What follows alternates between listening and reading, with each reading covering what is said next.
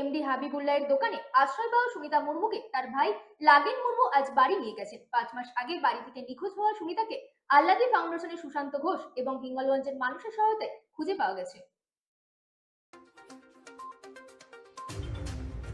ঝাড়খণ্ডের পূর্ব সিংভূম জেলার ফুলপান গ্রাম পঞ্চায়েতের শারীরিক ও মানসিকভাবে প্রতিবন্ধী তরুণী সুনিতা মুর্মু 5 মাস আগে বাড়ি থেকে নিখোঁজ হয়ে যান। তিনি হিঙ্গলগঞ্জ বাঁকড়া চৌমাথায় এমডি হাবিবুল্লাহের দোকানে এসে পৌঁছান। হাবিবুল্লাহ আল্লাদি ফাউন্ডেশনের চেয়ারম্যান সুকান্ত ঘোষকে খবর দেন। সুকান্ত ঘোষ ফুলপান পঞ্চায়েতের প্রধানের সাথে যোগাযোগ করেন। প্রধান জানান সুনিতা আদিবাসী সম্প্রদায়ের এবং তিনি বাড়িতে খবর পাঠাচ্ছেন। সুনিতার ভাই লাগেন মুর্মু তামিলনাড়ু থেকে হিঙ্গলগঞ্জে এসে সুশান্ত ঘোষের নিকট থেকে বোনকে নিয়ে বাড়ির পথে রওনা দেয়।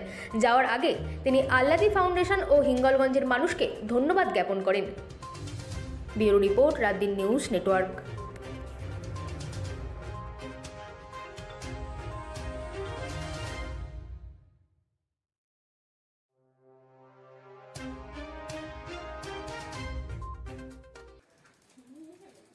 আজ আমরা আল্লাদি ফাউন্ডেশনের পক্ষ থেকে ঝাড়খণ্ডের পূর্ব সিংভূম জেলার ফুলপান গ্রামের এক মহিলাকে তার ভাইয়ের হাতে তুলে দিতে পেরেছি।